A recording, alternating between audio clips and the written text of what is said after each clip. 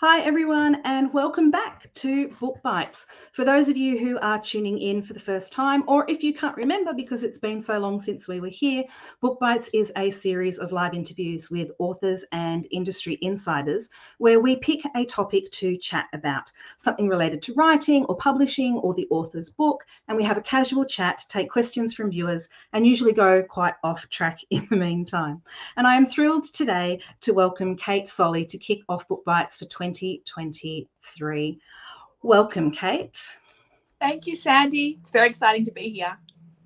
I'm so thrilled to have you here. And we've got Tracy, who's already joining in. Hi, Tracy. Tracy's one of our regulars. It's nice to see you again, Tracy. It has been a while.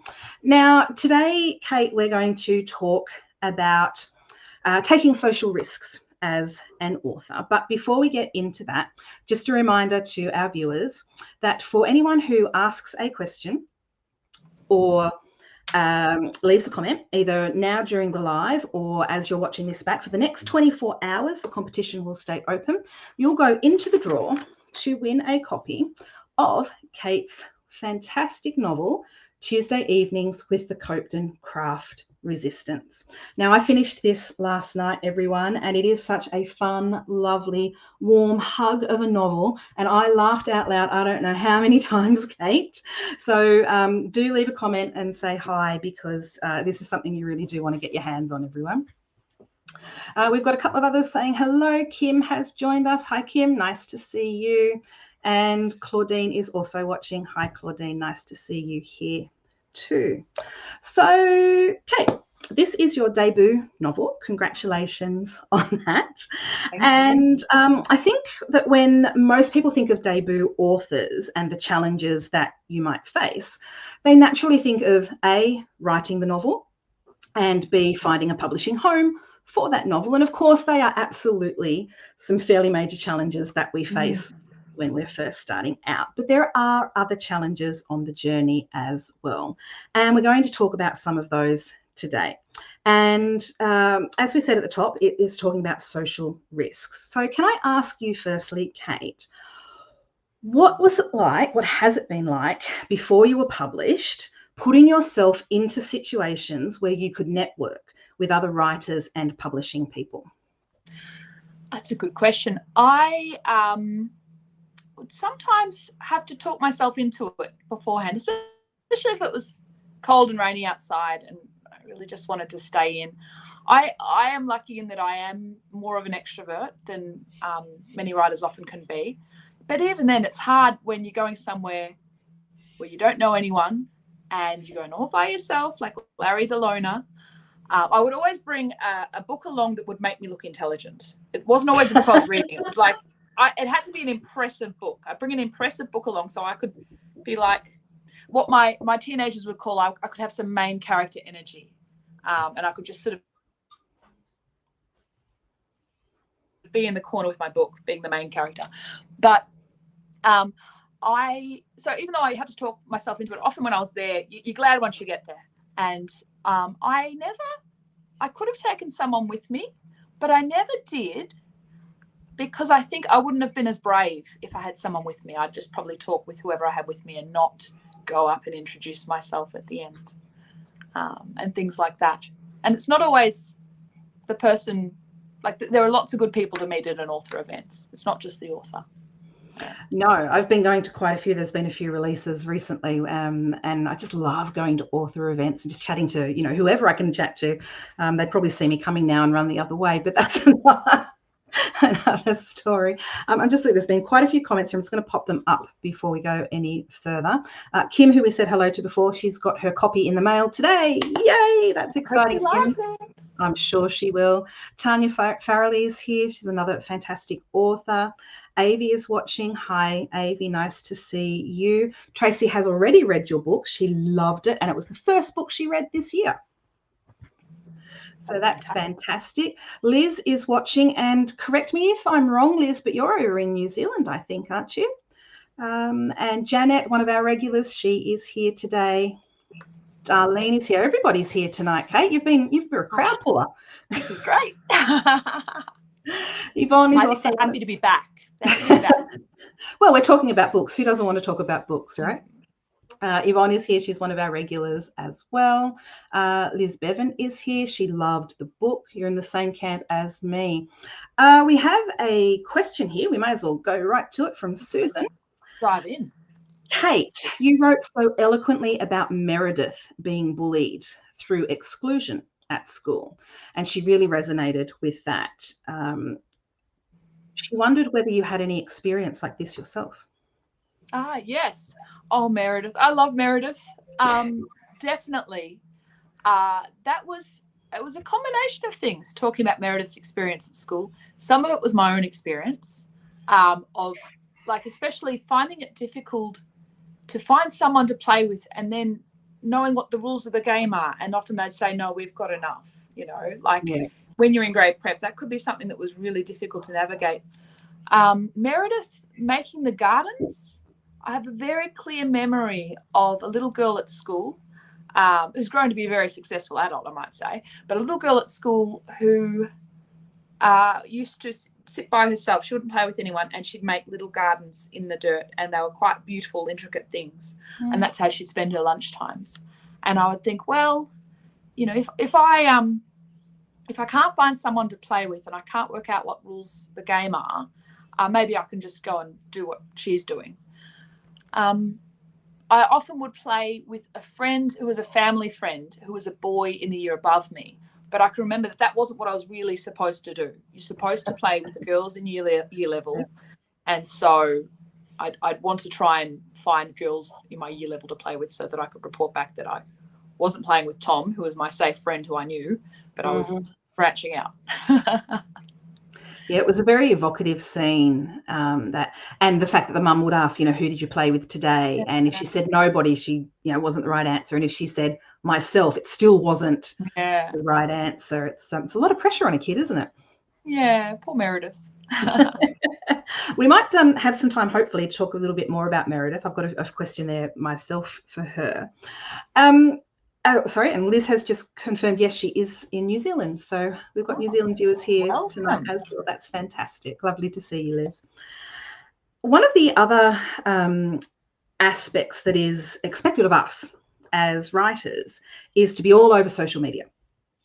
And, as a whole, writers are typically an introverted bunch. And I wanted to ask you, how risky does it or did it feel when you had to launch yourself on social media?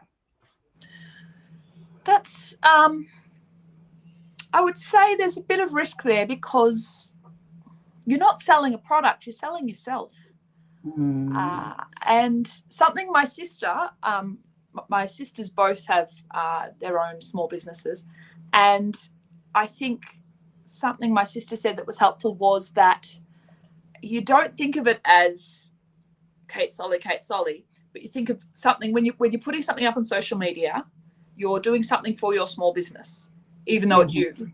This is something for my small business. I'm selling it, because it does feel very strange to dance about in a tutu and that sort of thing.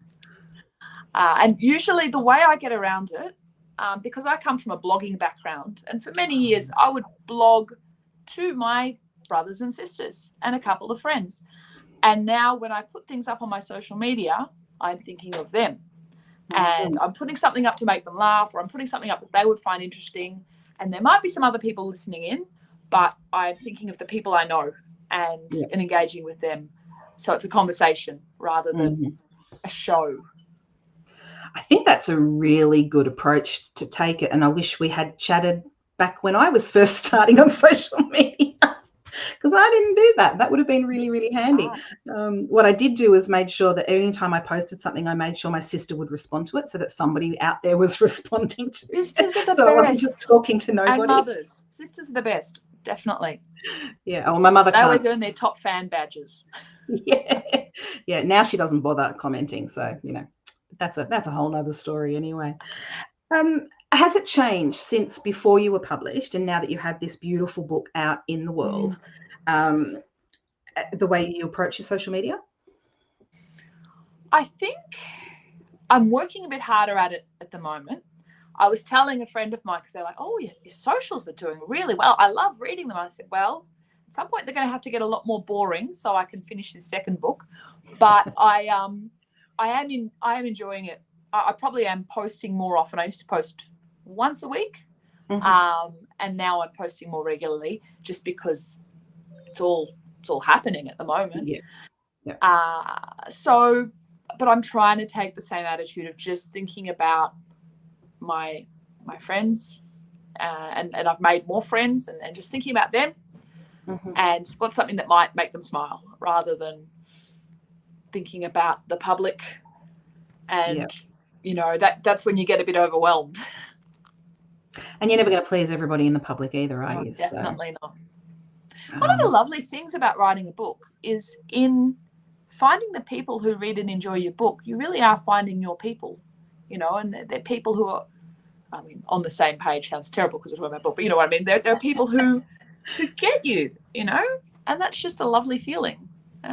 Yeah, it is. And when they reach out to you, either through social media or through your website, to let you know that the book has touched them in some way, that's one of the best experiences. Have you had that yet, Kate? I have. It's amazing. It is a really very special experience. It's wonderful, especially if someone you don't even know. But also if it's someone you do know, that's quite moving. These people who have been my imaginary friends for many years, and now people are getting to know them, it's amazing. And for anyone who's watching this and you're thinking, oh, I really did love Kate's book or Sandy's book or somebody's book, but I'm too nervous to, this comes in with this whole taking social risks, right? I'm too nervous to drop them a line to tell them how much. Please do tell us, because you've no idea how much it means to us when we do hear that. And sometimes when we're in, what we call the editing cave, and we're deep, dark in that hole, and we think, I can't do this, I don't know how to string 3 words together, and then a message like that comes through, it does actually give us that little bit of extra spark to keep going, I think. Or the murky middle. The editing cave is hard, or the murky middle, where you've written the start of the novel, but you haven't got to the end of it, and you don't know how any of it's going to work out, and you think, wow, I don't know how to write a book. Why did I ever think I knew how to write a book? That's very helpful to have someone say, I can't wait for your next one. That's really helpful. Yeah. I've got some bad news for you though, Kate. I'm currently writing my 6th novel, and I still have those I don't know how to do this. What am I doing? Say it's not so. Yeah, if that bit doesn't get better. The first time was a fluke. It was a total fluke. What am I doing? Yep. Kathleen has popped in. She said she's loving this conversation. Thank you, Kathleen, for popping in. Tanya is agreeing with us. I'm not sure which bit that came through because I'm trying to watch the screen and talk at the same time. And Kim has mentioned that books are so great for creating connections with other people. And I think that's, every author I think will say that's the best part about this gig. Yes, I would agree. Yeah, absolutely. Now, one of the other risks that we take, and this is true for emerging writers and established writers, and it kind of harps into what we were just talking about, is we're risking our pride in this whole journey. Can you tell us a little bit more about what that means to you and how you have or have not dealt with that effectively? Absolutely. That is something you have to do all the time, even in writing in the first place. Like I said, I started out with a blog, and it took me a while to get over that hump. I used to write, back in the days of group emails, we would write, my brothers and sisters and my mum and dad and I would have this group email sort of thing going, where usually my parents would, my brothers and sisters would write from overseas, and they'd say, this is what's happening in, some exotic location. And I would write back and say, well, this is what's happening at Aldi. And I'd make it as funny as I could. And they would say, oh, you should start a blog. And I was very much like, a blog means you think you got something to say and you think you're pretty special. And I couldn't get past that for a long time until I thought, well, maybe I'll just do it for them to read. That was sort of that permission I gave myself. Well, I'll do it and they can read it. And then you have to keep taking risks. So I went from that to approaching a magazine editor and thinking, well, maybe you might like this. And then, to commit to a novel, you really do it is a social risk of to be able to say, oh, I'm writing a novel, I think I'm pretty good. It can be a bit of a hump to get past, and to actually say it out loud, I think, is an important risk to take, because once you start talking about it, it's more likely to happen. But you also risk your pride. But I've never risked my pride and not had it. Like it always pays off in a good way. And the loss, what you're risking isn't that big a thing, really. You know, maybe you do look like a doofus. You don't die for looking like a doofus, and there is so much that can be gained by risking looking like a doofus. And we often look like a doofus anyway, right? So exactly, it's not the risk you're taking. It's just, look, sorry, that's just life, Kate. You get up in the morning, you're looking like a doofus every day. Every day. Do you remember that first time you told somebody who wasn't, you know, maybe a family member, you know, somebody that didn't have to love you? Do you remember the first time you told that somebody, well, actually, I'm writing, or actually, I want to write a book? I can remember a few of those times, and without fail, it would be awkward as anything, really awkward. And there were plenty of times where it just was a conversation killer. Like, I was like, maybe you should read my blog. And it just died in the water. And then there was this embarrassing corpse in the water that we both were pretending wasn't there, and it was just awkward. So that does happen. I shouldn't say that. Here I was saying, do it, it's wonderful. And then I'm like, oh, I did it, and it was awkward. But it's worth doing, and it gets easier every time. It does get easier once you do it. It seems like this enormous thing. But I think as writers, we waste so much time seeking permission, waiting for someone to tell us it's okay to write and it's okay to do it. At what point can I say that I'm a writer? Can I say I'm a writer? I'm not really a writer. I'm an aspiring writer. And I'm like, no, if you write, you're a writer. Stop that. I think you should do motivational talks for writers. I think that would be really helpful. My youngest sister is a bit of a voice in my head, and she is a very motivational person. She runs leadership retreats for schools, and she's brilliant and has become a voice in my head. So sometimes I say stuff like that and I'm like, this is Felicity talking. Oh, that's fantastic. We've got a hello from Julie. Hi, Julie. She used to join us quite frequently when we were on before. Kim Smith, I've got some bad news for you, darling. I don't know what I'm doing. It's all smoke and mirrors. It is absolutely smoke and mirrors. Felicity has said it's great that you take that risk and that you back yourself. And that's one of the things you have to do. You have to back yourself because nobody else is backing you, right? That's right. Thank you, Felicity. Very good work. We have a question here. Oh, she's quoting you now. If you write, you're a writer. Stop that. Yeah, that's great. We should print those. We should make postcards and send those out. Absolutely. Like those sort of beautiful, and like it could have, like, you know how you got the glossy picture of the person and the quote going over the, you know, no. We'll talk after the live stream. Like maybe got, the ones you could have the picture of the Dalai Lama and a quote next to him. You know, could have that, but just with me. Just absolutely. I'm on board with this. We have a question here from Janet, and I'll pop it up now for you. Kate, where did you get the inspiration for your wonderful characters and storyline? Let me think. I wanted to write a book that I would like to read. And I love books about all different characters coming together in a group. So I thought that was the start. I wanted different characters. One of the characters people say is a lot like me, which would be Claire. I say they're all a lot like me. But definitely the sorts of stories I'd write about on my blog of things going wrong, which I have an abundant supply of, that was sort of what was the seed of the character of Claire. Someone who's a bit clumsy and things, you know, gets it wrong. So I wanted this group of different people. I thought, how can I have, you know, I wanted someone who was older, and I wanted different personalities, extroverts and introverts. And so that was the start. And then I thought maybe what's something they can all do together? Well, I like to crochet, so I got them to crochet because it's something I know. And then I thought, well, what? They need a goal. What can they all do together? What's something they can fight against, or what's something they can, you know?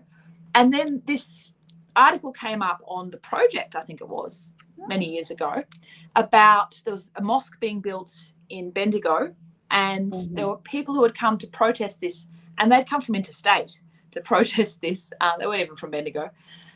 And there was this one man who'd been driving this van about with a loudspeaker playing the call to prayer and saying, is this what you want? And you're like, this is what's going to happen. And I was watching it and I thought, and he was just, you know, and he was from another state.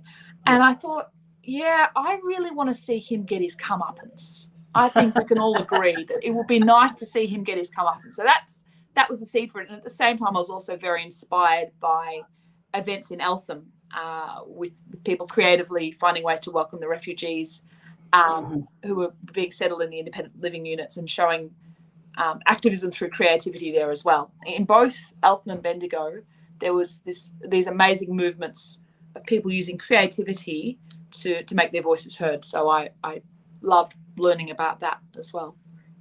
That's a very long answer. No, it's a fantastic answer. Thanks, Janet, for asking the question. And it's going to lead in nicely to what I've got next too. I was thinking about this topic of taking social risks while I was reading Tuesday Evenings with the Coped Craft Resistance. And I noticed that quite a few of the characters in the novel are also putting themselves into what is for them, you know, social situations quite outside their comfort zone.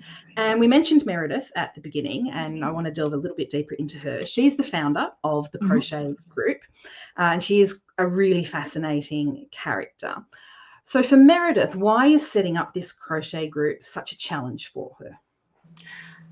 Meredith doesn't really do friendship.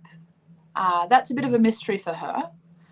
But she's decided that that's, you know, she has her goals. She has her career goals. She's doing quite well with career goals. She's quite ahead in that way. And she has fitness goals and financial goals. And now she's like, well, I need to have social goals, because she remembers from her mum, it's important to be social. But friendship is a bit difficult for her. And so she's decided that by having this group, it'd be like having friends, but she could be in charge. And also she doesn't like men, really has a great distaste of men, especially good-looking men. And so this way, if it's a handcrafts group, it's very unlikely there'll be any men join. And so she can have a group, she can run it, she can be in charge, and there won't be any men. And so she's got it, she's sorted. So she stepped out, she had a bit of a risk. She's a bit careful about how she does it. She stays behind the desk, but she's going to try and achieve some social goals this year. And this is how she's going to do it. And spoiler alert, it's not really a spoiler alert. A gentleman does turn up to the Poor group. Meredith. The best laid plans. And I have to say, kind of fell in love with Luke. Oh, Luke. He's a bit gorgeous. He's a bit gorgeous. He really is. I have a friend, Lauren, who's this gorgeous single neurologist, brilliant woman. And she's like, couldn't you have made him just a bit older? Just, you know, she kind of wanted Luke to be in his 40s. And I'm like, maybe next time. If I can order him in his 50s, I'd be happy. Oh, exactly. Just, you know, I'll make him made to measure. There we Luke go. Is We've so many business ideas coming through tonight. Kim's got a question here. She loves the idea of the crochet group. Who taught you to crochet? Her nan taught her many years ago. My beautiful mother taught me how to crochet. My mum is brilliant at all sorts of things. At the moment, mum does amazing patchwork, and it's the sort where you do it by hand, you sew all the pieces together, and she just makes the most beautiful things. But she showed me how to crochet when I was quite small. I also had a beautiful great auntie who taught me how to knit, and they lived around the corner from us. There were 3 great aunties who lived together, and I would walk there with my dad, and she would give me knitting lessons, Auntie Mem. So I learned to knit from Auntie Mem, and I learned to crochet from my mum, but I didn't really like I learned to crochet a bit like Yasmin when I was small, and then it wasn't really until I was older and I was actually pregnant and got this massive nesting urge with my second born that I saw this. It was in, I think it was Home Beautiful, something like that. Every year they do this crochet special, and I saw it. I was like, and I think I was in the first trimester. I was like, I need this in my life. I need to know how to do this, and I got into it then, and got, much like Claire, got hooked. Most references to crochet in there are from my life, and most of the patterns you'll see are real things that I've made, except for the ones that I get asked about most of all. Edith's washcloth. That's a fictional Edith's washcloth. Everyone's like, oh, I want to learn to crochet. Give me the pattern for Edith's washcloth. And I'm like, I could give you the pattern for Claire's stacking cups, or for many things I could give you patterns for. Edith's washcloth, I just imagined that. I'm sure there's a great pattern out there for a washcloth, and doesn't exist. I mean, it would exist. Google it, I'm sure, but I don't have a specific pattern for that one, and it's come up to bite me a few times. I'm a fraud. I thought you were going to say the spider webs, because that to me seems quite intricate and quite specialized. Yeah, that's another completely fictional manifestation of my imagination, and I've tried to find. I'm sure you can make them. I've seen some patterns, but I haven't quite mastered that one. Maybe we should maybe we should issue a challenge to readers to do some spider webs, and Janet's like, spider webs, what are we talking about? Oh, see, very important part of the novel. We won't do any spoilers. Wait there. And see. I'm going to come to Yasmin, but before we do, Felicity, I think Felicity and I are going to have a bit of a throwdown. I don't know who you are, Felicity, but if we ever meet, we're in trouble because she fell in love with Luke too. Get in line. Sorry, there's a lot of people lining up for Luke. There really is. He's lovely. He is. He really, really is. He's such a nice opposite. He's such a nice opposite to Meredith as well. They complement each other well. Yes. And I mean, look, if you need me to behave like Meredith to nab a Luke, then I will. I'll do whatever it takes. Yes, Janet would like a pattern for spider webs. Maybe we could do a treasure hunt on Google to try who can find the best spider web crochet pattern. Yes. And send it to Kate. Definitely. Your inbox is going to be inundated now.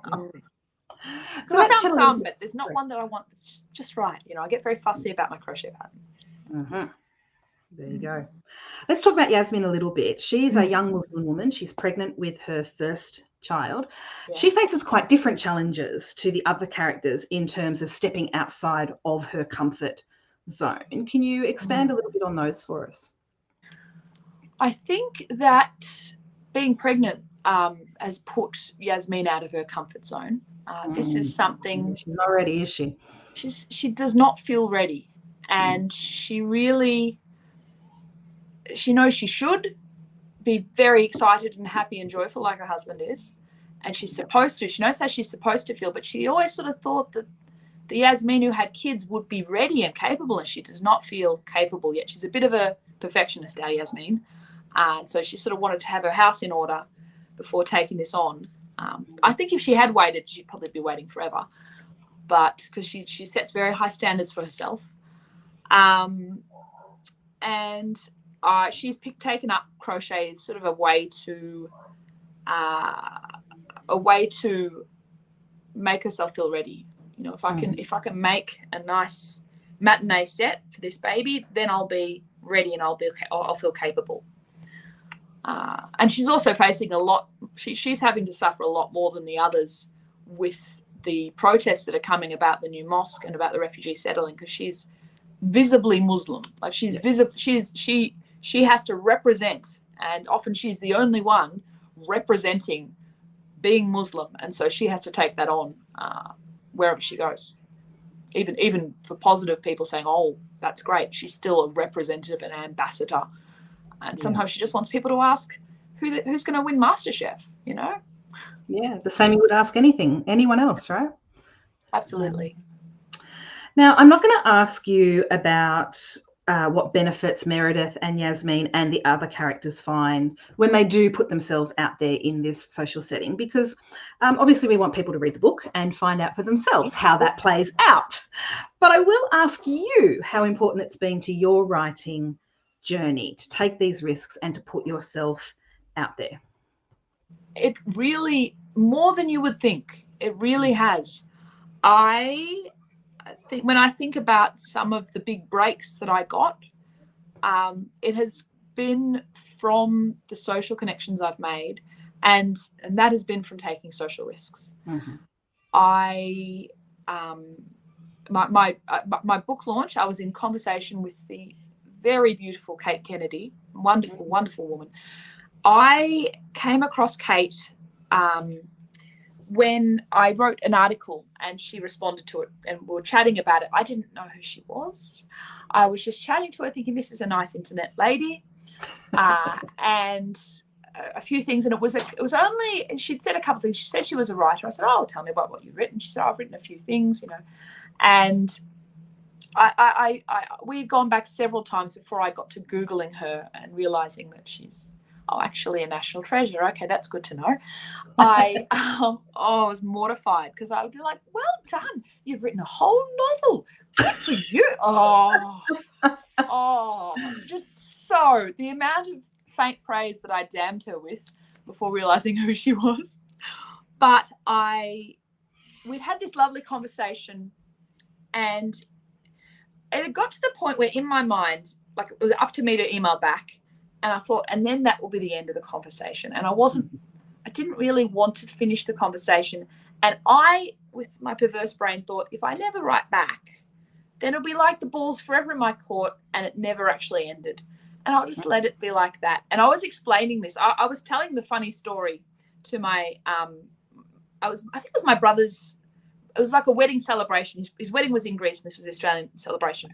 We were sitting around in my mum and dad's backyard. I was talking to some friends and telling them the story about, I didn't realize I was talking to Kate Kennedy, and my sister's amazing friend, who's also named Felicity, said, and I'm like, and that's the end of it. And she goes, and when are you emailing her back? And I was like, oh no, look, I don't know, She's like, no. I said, I don't think I will. It's been really nice, but I don't want to end the conversation. And she's like, you need to do this. She's like, do it by Monday, and I'm going to call you and make sure you've done it. And so I did, and I said, I wasn't going to email you because, I was honest about it. And she's so lovely. She's like, we've still got plenty to talk about. And over the years, for many years, she was, I like to say, she was the nicest person I'd never met. We would email back and forth, and then as it does, the conversation would lapse for a few months, and then I would put on my big girl pants and say, how's it going? And that every time was really hard. I would sweat. I would be like, hey, how are you? And I'm thinking, how many months is it without sounding like an obsessive stalker? Like, how should I was, anyway, I shouldn't be admitting to all this. I don't think I've ever admitted to any of this. You're getting it all out of me. But it's out there now. It's out there for all the public to know. Risks and emailing that mentor, it kept the relationship going, and she's just wonderful. Has always been wonderful, and has helped me in so many ways. But it would have been so easy in the early days for me to think, no, I'll leave that be now. That was a lovely little back and forth that we had, and I'll leave it with the ball in my court. But there have been times where I was just like, and I'll have someone next to me saying, you're going to press send, you've got to press send. Well, for that, or for applying for an agent, which I didn't get, or I was actually applying for an agent was the other one that was the big risk. It was, I put it all there, and I think I had one of my sisters sitting next to me or on the phone. In my memory, she's sitting next to me, but I think it was actually that she was on the phone, and she's like, you got to press send, and then you do something fun after you press send. And so I'd be like, I'll press send. And that I never heard back from them, but I still took the risk, and sometimes it's just about white knuckling it, and it's really stressful, and you're really putting your ego out there, and you might sound like a total doofus, but you do it anyway, and it pays off. It does. And sometimes it doesn't pay off, and that's okay too. But that's when you know you're on the journey, right? Yes. How many writers are sitting at home and have never put their work out there for anyone to see or never made those contacts? It's not going to happen if you just stay in your little bubble, is it? Absolutely. It's really part of it. I mean, the most important thing is work on your manuscript, make it as good as it can be, I would say. But definitely a very close second is go out and meet people. And you never know who might help you on your journey as well. Mm-hmm. Now, before we let you go, we'll give everybody a chance to ask one last question. And Janet, I can see yours there. Don't worry, I am coming to it. Just popping up the tile here of where you can find Kate on all of the socials out there. And if you have read or you do read Tuesday Evenings with the Coped Craft Resistance and you love it, do let Kate know via one of these mediums. I'm sure she would love to hear from you. So any last questions, pop them into the chat now. And Janet's asked the question that I was going to ask, so we'll put that up right now too, Janet. She's very glad that you did put yourself out there, and so am I. As I said, I laughed out loud so many times while reading this, and fell in love, and all of the feels that you want to feel for a feel-good book. When's the next one? When's the next one? There's definitely one in the works. I'm very much looking forward to polishing it up and getting it out there. The next one will be a cozy mystery about a mum with small children who likes her me time is solving crime. That's quite intense way to spend your me time. Mums are invisible. No one notices them. So you can get away with a lot as a detective. Method to your madness. I like it. All righty, guys, we are going to log off. Claudine says she can't wait to read it, Kate, and congratulations. It really is a fabulous story. I thoroughly enjoyed it. Thank you so much. Oh, hang on, we've got a question there before I sign off, and it's a good question from Michael. You just got in by the skin of your teeth there. Michael, which scenes were the most fun to write? Oh, that's a really good question. Some of the scenes that people find the most fun to read were awful to write. They were terrible. They were the worst. I think my favorite scenes to write, I think maybe were the disaster scenes for Claire. They come out very naturally. But some of the scenes that you'll read that I've been told are great fun to read were very difficult to write, and I had a lot of notes to myself for most of the time saying, this is terrible, how are you going to fix this, and yet you just keep at it. And so don't stress about writing terrible things because they'll come out good in the end. You just keep working at it. Dear Tracy's looking forward to your cozy mystery. She loves a cozy mystery. Felicity said thank you for a great conversation. Avi said it was lovely listening to your insights. And Kim says thanks for the great interview. Can't wait to read her copy. Thank you so much, Kate, for joining me today. And thank you to everybody who tuned in. Now, as I said, if you want to be in the running to win a copy of Kate's book, those of you who have commented, you are already in the running. If you are watching this back a little bit later, that will stay open until 8 o'clock tomorrow night. This will be on our socials afterwards. So if you do have any more questions for Kate, pop them into the comments, and Kate and I will pop in every now and then and see if there's questions there, and we'll try to answer them as best we can. Michael says thank you for answering. Susan, thank you. And her sister bought a copy today. Excellent. Well done. Word of mouth, Susan. Tell your friends. Sales tool for any author. We love people like you. We love people like you. And Darlie is going to pop it on her to be read pile. I think you'll enjoy it, Darlene. All right, guys. Signing off for this week. I will see you in a fortnight's time with the next episode of Book Bites. Thank you all for joining, and we will see you later. Thank you.